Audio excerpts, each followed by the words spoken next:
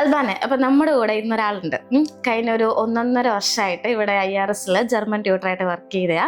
അപ്പോൾ ഇപ്പോൾ കുറച്ച് നാളുകളായിട്ട് ജർമ്മനിയില്ല. അപ്പം ഇങ്ങോട്ട് വന്നിട്ടുണ്ട് ജർമ്മൻ ലൈഫിനെ പറ്റിയിട്ടും എക്സ്പീരിയൻസിനെ പറ്റിയിട്ടും നമ്മളോട് പറഞ്ഞു തരാനായിട്ട്. ആരാന്നറിയോ? മിസ് അഞ്ജന അനിൽകുമാർ. സഞ്ജന അനിൽകുമാർ, വെൽക്കം.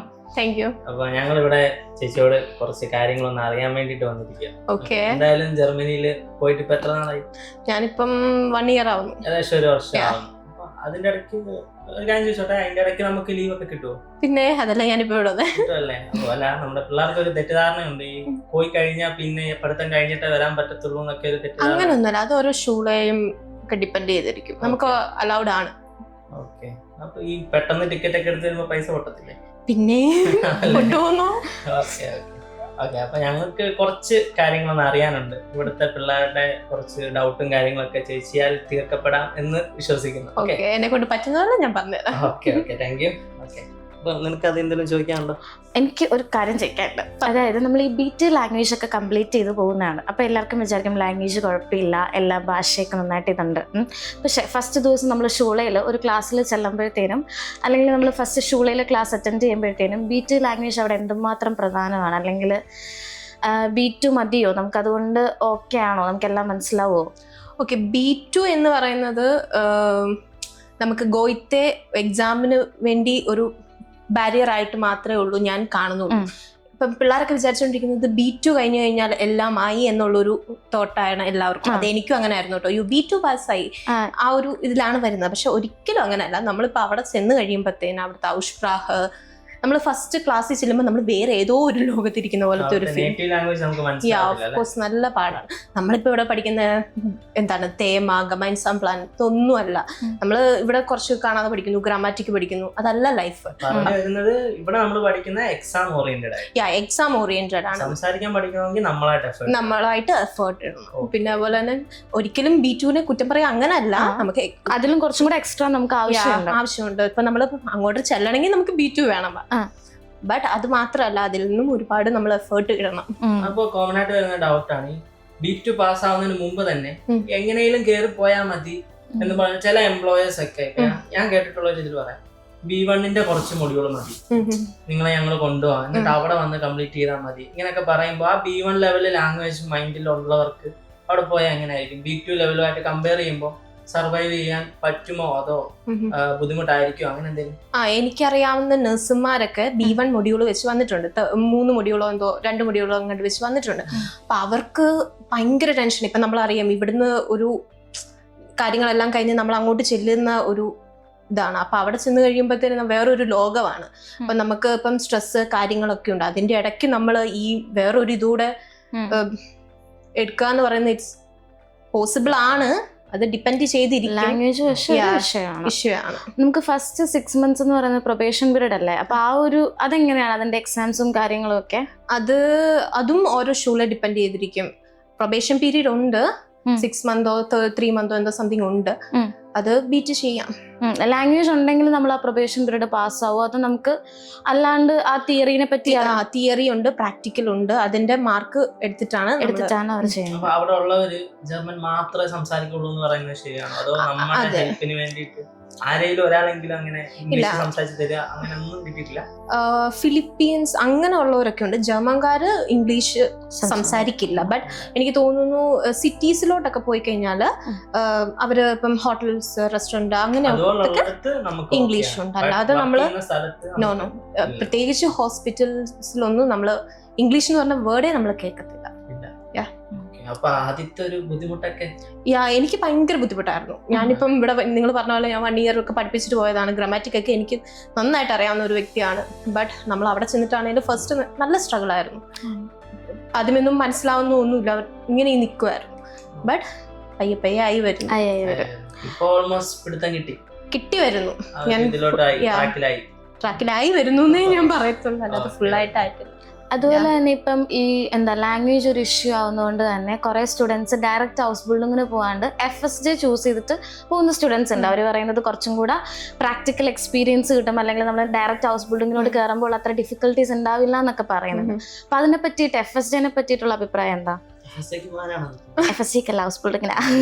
എടാ, ഇപ്പം ഒരു കോയിന് 2 സൈഡ്സ് ഉള്ളതുപോലെ അതിൻ്റെതായിട്ടുള്ള മെറിറ്റ്സും ഉണ്ട് ഡിമെറിറ്റ്സും ഉണ്ട്. ഇപ്പം FSJ പോയി കഴിഞ്ഞാൽ സ്പ്രാഹ് ഫബസും ചെയ്യാൻ പറ്റും. പിന്നെന്താണ് കുറച്ചും കൂടെ ഇപ്പം എൻ്റെ ഒരു എക്സ്പീരിയൻസ് പറഞ്ഞു കഴിഞ്ഞാൽ മെഡിസിൻ ഞാൻ ഡയറക്റ്റ് ഹൗസ് ബിൽഡിങ്ങിലോട്ട് കയറി, എനിക്കൊന്നും അറിയത്തില്ല, ഞാൻ അവിടെ ചുമ്മാ ഇരിക്കുക. നമുക്ക് പുതിയ മെഡിക്കൽ വേർഡ്സ് ഒക്കെ കിട്ടിക്കഴിയുമ്പോൾ നമുക്ക് അറിയില്ല. അപ്പം എനിക്ക് തോന്നുന്നു അതൊരു നല്ലൊരു FSJ ഒക്കെ ചെയ്ത് ഒരു 6 month കൊണ്ട് ഒരു ഇച്ചിരി കാര്യങ്ങളൊക്കെ അറിഞ്ഞിട്ട് നമ്മൾ അങ്ങോട്ട് വന്നു കഴിഞ്ഞാൽ കുറച്ചുകൂടി ഈസി ആയിരിക്കും എന്ന് തോന്നുന്നു.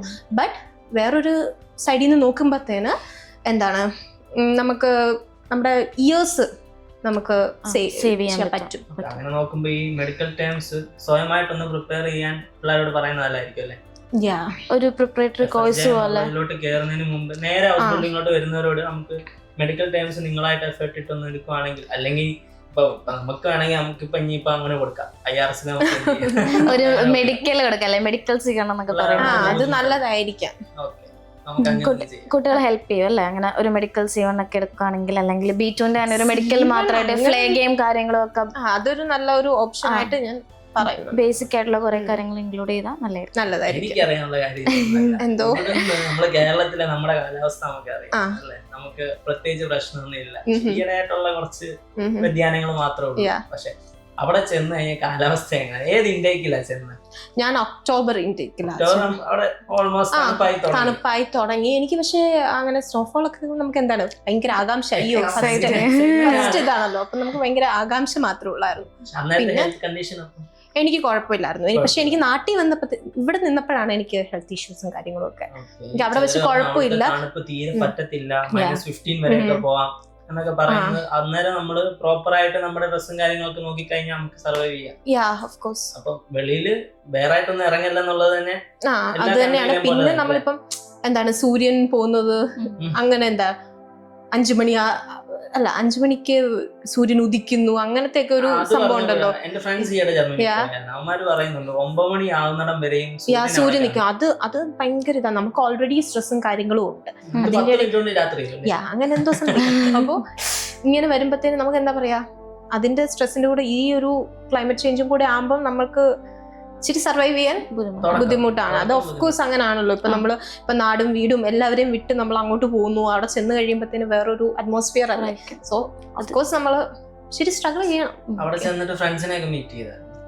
നമ്മുടെ ഇവിടുന്ന് പോയ ഒത്തിരി പേര് മീറ്റ് ചെയ്തിട്ടുണ്ട്. ട്രാവലിംഗ് അവിടെ ഡോയ്ച്ച്ലാൻഡ് ടിക്കറ്റ് ഉണ്ട് 49. പഠിക്കുന്ന ബേസിസിൽ ഫുള്ളി ബിസി അല്ല, അത്യാവശ്യം ടൈം ഒക്കെ കിട്ടുന്നുണ്ട്. നമ്മളിപ്പം ഹൗസ് ബിൽഡിങ്ങിന് കയറിയ ഒരാള് ഇപ്പം പ്രാക്ടിക്കൽ അല്ലെങ്കിൽ നമ്മൾ എല്ലാവരും പറഞ്ഞു ഫസ്റ്റ് 2 ഇയറിൽ നമ്മൾ എല്ലാ ഏരിയസിലും വർക്ക് ചെയ്തിട്ട് 3rd ഇയർ നമുക്ക് ചൂസ് ചെയ്യാൻ പറ്റുമെന്നൊക്കെ പറയുന്നുണ്ട്. അതിനകത്ത് എന്തെങ്കിലും ഉണ്ടോ, അങ്ങനെ ചൂസ് ചെയ്യാൻ പറ്റുമോ? അത് 3rd ഇയർ നമ്മളിങ്ങനെ അത് ഫുൾ അങ്ങനെയാണോ? നമുക്കായിട്ട് ഓപ്ഷൻ ഉണ്ടോ, ഒരു ചൂസ് ചെയ്യാൻ പറ്റുമോ നമുക്ക് ഏത് വേണം എന്നുള്ളത്? അങ്ങനെ ചൂസ് ചെയ്യാൻ പറ്റുമെന്നാണ് എനിക്ക് തോന്നുന്നത്. എനിക്ക് അങ്ങനെ അത്ര സോറി ഡീപ്പായിട്ട് എനിക്ക് ഇപ്പൊ പ്രാക്ടിക്കൽ ഇപ്പൊ ഏതൊക്കെ ഏരിയയിൽ ചെയ്തു? പ്രാക്ടിക്കല് ആംബുലാൻസ് ഫ്ലീഗ ഉണ്ട്, അൽട്ടൻഹൈം, ഇങ്ങനെ ഇതായിട്ടൊക്കെ. പ്രാക്ടിക്കൽ എക്സ്പീരിയൻസ് എങ്ങനെ ഉണ്ടായിരുന്നു ചെയ്തതിനപ്പോ പേഷ്യൻസിനോടുള്ള ഒക്കെ? അത് നല്ല അടിപൊളിയാണ്, ഒന്നും പറയില്ല, അടിപൊളിയാണ്.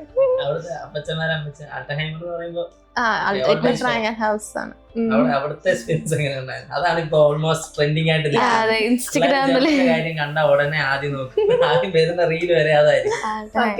അപ്പൊ അതെങ്ങനെ സ്നേഹമുള്ളവരുണ്ട്, മീൻസ് അവർക്കും എന്താ പറയാ ബോധമൊന്നും ഇല്ലാതെ കിടക്കുന്നവരാണല്ലോ, അതിൻ്റെതായിട്ടുള്ള ഇതുണ്ട്. പിന്നെ അവരൊക്കെ അറിയാം അങ്ങനെയൊക്കെ. ഫസ്റ്റ് തിയറി ആയിരുന്നോ അതോ പ്രാക്ടിക്കൽ ആയിരുന്നോ? തിയറി ആയിരുന്നു, അത് കഴിഞ്ഞിട്ട് പ്രാക്ടിക്കൽ വന്നേ. ഓക്കെ, വേറെ എന്തെങ്കിലും ഉണ്ടോ ചോദിക്കാൻ? വേറെ ഇനി വരാനായിട്ട് ഇപ്പൊ മിസ്സിന്റെ സ്റ്റുഡൻസ് ഇപ്പൊ പുറകെ കയറി വരുന്നുണ്ടായി.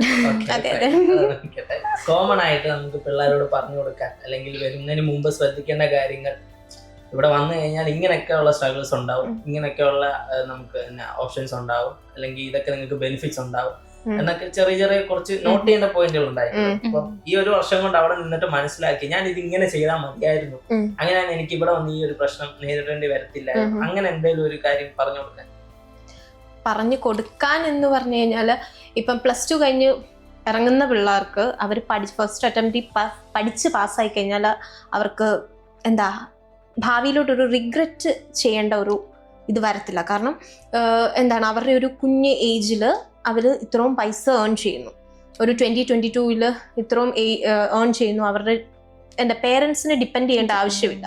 അതൊരു നല്ല കാര്യമാണ്. പിന്നെന്താണ്, ജർമ്മനി എന്ന് പറയുന്നത് ഒരു നല്ലൊരു കൺട്രിയാണ്.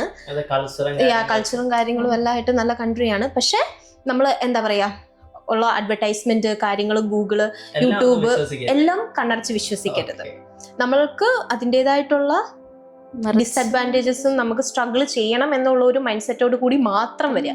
പിന്നെ ലാംഗ്വേജ് അതൊരു ഇമ്പോർട്ടൻ്റ് ആയിട്ടുള്ള ഒരു കാര്യമാണ്. B1 വെച്ച് വരാം എന്ന് പറഞ്ഞു വരും, പക്ഷെ ഒരിക്കലും വരരുത്. എൻ്റെ ഒരു പെർസ്പെക്റ്റീവില് ഞാൻ പറയുന്നതാണ്, ഒരിക്കലും അങ്ങനെ വരരുത്. ബേസിക്കലി അത് പ്രശ്നം എന്നാന്ന് പറഞ്ഞാൽ, ഇപ്പൊ ബാക്കിയുള്ള കൺട്രീസ്, ഇംഗ്ലീഷ് സ്പീക്കിംഗ് കൺട്രീസിനെ വെച്ച് നോക്കുമ്പോ, ഇപ്പം നമ്മുടെ അപ്പനമ്മച്ചിമാർക്ക് അല്ലെ, അപ്പന്റെ അമ്മമാർക്ക് അപ്പച്ചമാർക്കൊക്കെ ഇംഗ്ലീഷ് അറിയുമോ? ഇല്ല. അപ്പൊ ആ ഒരു സിറ്റുവേഷൻ വന്നു കഴിയുമ്പോ അവിടുത്തെ പ്രശ്നം എന്ന് പറഞ്ഞാല്, അവിടെ എന്താണ്, അവിടുത്തെ വലിയ മുതിർന്നവർക്കൊന്നും ഇംഗ്ലീഷോ വേറെ ലാംഗ്വേജ് അറിയില്ല. അതുകൊണ്ടാണ് അവിടുത്തെ ഗവൺമെന്റ് എന്ത് ചെയ്യുന്നത്, ഇങ്ങനെ ഒരു പക്ഷെ എനിക്ക് തോന്നുന്നു ഈ ഹൗസ് ബിൽഡിംഗ് ഉള്ള കോഴ്സിന് മാത്രം ഇത്ര ലാംഗ്വേജ് ഇത്ര ഉള്ളൂ. മാസ്റ്റേഴ്സ് എടുക്കാൻ പോകുന്നവർക്കൊന്നും ഇത്ര ഇതില്ല. IELTS മതി. ഇംഗ്ലീഷ് തോട്ടാണ്. പക്ഷെ പ്രശ്നം എന്നാണെന്നറിയോ, മാസ്റ്റേഴ്സ് കഴിഞ്ഞ് നമ്മൾ കയറാൻ പോകുന്ന കമ്പനി ഇൻ കേസ് ചില കമ്പനീസ് ഉണ്ടെന്നുണ്ടെങ്കിൽ അവരെന്ത് ആവശ്യപ്പെടുന്നു, ഈ B2 ഫ്ലുവൻസി ആവശ്യപ്പെടുന്നുണ്ട്. ഞാൻ ഇങ്ങനെ അന്വേഷിച്ചിട്ട്, ഞാൻ മാസ്റ്റേഴ്സ് ആണ് നോക്കുന്നത്. അപ്പൊ അതിന്റെ ബേസിൽ ഞാൻ അന്വേഷിച്ച് പറഞ്ഞാണ് ചില കമ്പനീസിൽ ഇന്നപോലെ ഇത് ചോദിക്കുന്നുണ്ട്. കാരണം മാസ്റ്റേഴ്സ് എന്ന് പറയുമ്പോൾ ഒരു ഫീൽഡ് മാത്രമല്ല, IT ഉണ്ട്, ഹോട്ടൽ മാനേജ്മെന്റ് ഉണ്ട്, ലോജിസ്റ്റിക്സ് ഉണ്ട്. ഇതുപോലത്തെ അവിടെ ചിലപ്പോൾ വർക്ക് ചെയ്യുന്നത് ഇന്റർനാഷണൽസ് മാത്രമായിരിക്കത്തില്ല. എന്താണ്, അവിടുത്തെ ജർമ്മൻ നേറ്റീവ്സും കാണും. ഇപ്പൊ ഫോർ എക്സാമ്പിൾ, എന്റെ ഫ്രണ്ട് ഇവിടെ പാർട്ട് ടൈം ജോബിന് വേണ്ടി അത് A1A2 എനിക്ക് തോന്നുന്നു A1A2 വേണം. അത് വേണമെന്നുണ്ടെങ്കിലും അവർ ചോദിക്കുന്നത് ഇപ്പൊ B2 ഫ്ലുവൻസി ആണ്. കാരണം എന്താണെന്നറിയോ, അവിടെ നേറ്റീവ്സ് ജർമ്മൻ ആണ്. അവരുടെ കൂടെ ഇപ്പൊ ബേക്കറിയിലാണെങ്കിൽ എവിടെയാണ് വർക്ക് ചെയ്യുന്നത്, അവരോട് സംസാരിക്കാൻ പറ്റാത്ത കാരണം കുറെ പേര് ഇറങ്ങുന്നുണ്ട്. അങ്ങനെ സിറ്റുവേഷൻ വന്നപ്പോ ഇവിടെ ഇന്ത്യക്കാര് നടത്തുന്ന ജർമ്മനിയിലെ കടകളിൽ പോലും അവരെന്ത് ചോദിക്കുന്നു, അപ്പൊ ബേസിക്കലി പറഞ്ഞു കഴിഞ്ഞാൽ B2 വരെയുള്ള ഫ്ലുവൻസി പഠിച്ചേ പറ്റത്തുള്ളൂ. ഈ കഴിഞ്ഞ ഇത്രയും നാളുകൾ വെച്ചിട്ട് ജർമ്മൻകാർ എങ്ങനെയുണ്ട്? അടിപൊളിയാണോ? അതോ ജർമ്മൻകാര് ഇന്ത്യക്കാരെ വെച്ച് നോക്കുമ്പോഴത്തേന് അവരുടെ കാര്യം മാത്രം, നമ്മുടെ കാര്യത്തിൽ ഇടപെടാനേ വരത്തില്ല. അത് ഒരിക്കലും ഇന്ത്യ കുറ്റം പറയാ അങ്ങനത്തെ ഒരു ഇതല്ല. അവരവരുടെ ഇത് നമ്മളെ മൈൻഡ് ചെയ്യില്ല. ഹെൽപ്പിംഗ് മെന്റാലിറ്റി ഉണ്ട്. ഇപ്പം എന്താണ്, ഇപ്പം എന്താ ഒരു എക്സാമ്പിൾ പറയാം, ഇപ്പം നമ്മളിപ്പോ എങ്ങോട്ടെങ്കിലും ട്രാവൽ ചെയ്യാം, നമ്മുടെ കയ്യിൽ ഇപ്പം എന്താ പെട്ടി ഉണ്ടെന്ന് വെച്ചോ, അതൊക്കെ അവരെന്താണ്, എനിക്കൊരു എക്സ്പീരിയൻസ് ഉണ്ടായിരുന്നു. പെട്ടിയുണ്ട്, അവര് നമ്മൾ വന്ന് അതെടുത്ത് ഹെൽപ്പ് ചെയ്യുന്നു, പൊക്കി തരുന്നു, അങ്ങനെയൊക്കെ. മനസ്സിലായോ? അപ്പൊ ഇവിടെ ആണെങ്കിൽ മൈൻഡ് പോലും ചെയ്തില്ല. അങ്ങനത്തെ ഒരു കാര്യത്തിൽ മൈൻഡ് ചെയ്തില്ല. അങ്ങനെ ഒരു ഇത് നല്ല ഇതാണ്. പിന്നെ ഇപ്പൊ അറിയാലോ, ഒരു ഗ്രൂപ്പ് എടുത്തു കഴിഞ്ഞാൽ അതിൽ നല്ല ആൾക്കാരും കാണും, ചീത്ത ആൾക്കാരും കാണും. നമ്മള് മൈൻഡ് ചെയ്യാതിട്ടാ കുഴപ്പമില്ല. പിന്നെ നമ്മളെ ടേക്ക് കെയർ ചെയ്യോ, നമ്മള് വീട് വിട്ട് വീട്ടുകാരെ വിട്ട് അങ്ങനെ വരുന്നോണ്ട് ടേക്ക് കെയർ ചെയ്യുന്നവരും ഉണ്ട്. പിന്നെ ചിലവര് ഓക്കെ നമ്മുടെ ഇതല്ല, നമ്മള് എല്ലാം ഫേസ് ചെയ്യണമല്ലോ, എന്തേലും ചെയ്യട്ടെ, അങ്ങനെ ഒരു രണ്ടും ഫേസ് ചെയ്യണം. ഇതൊക്കെ മനസ്സിൽ വെച്ചോണ്ട് വേണം പിള്ളേർ പറയുന്ന കേട്ട് അഡ്വർടൈസ്മെന്റ് വെറുതെ സമയം കളയല്ലേ. സമയം കളയരുത്, അങ്ങനൊന്നും പറയുന്നത്. അത് ഒരിക്കലും ഒരു റിഗ്രറ്റ് ചെയ്യണ്ട. പഠിച്ച് കറക്റ്റ് ആയിട്ട് നമ്മൾ പോന്നു കഴിഞ്ഞാൽ റിഗ്രറ്റ് ചെയ്യണ്ട, അത്രേ ഉള്ളൂ. ഹൗസ് ബിൽഡിംഗ് എന്ന് പറയുന്നത് ബെസ്റ്റ് ഓപ്ഷൻ ആണ്. അത്യാവശ്യം കുറെ കാര്യങ്ങൾ നമ്മൾ അറിഞ്ഞു. അറിയാത്ത കുറെ കാര്യങ്ങൾ കേട്ടില്ലേ? ഡൗട്ട് കുറെ ക്ലിയർ ആയി. അപ്പൊ എനിക്ക് എല്ലാം ഭയങ്കരമായിട്ട് അറിയത്തില്ല, പറഞ്ഞു. അത് തന്നെ ധാരാളം. ഇപ്പൊ കുറെ പേർക്ക് അത്യാവശ്യം ഒന്ന് കണ്ണു തുറന്ന് കിട്ടിയിട്ടുണ്ട്. ഇത്രയും കാര്യങ്ങൾ ഷെയർ ചെയ്തതിന് മിസ് അഞ്ജന അനിൽകുമാർ IRSന്റെ പേരിലുള്ള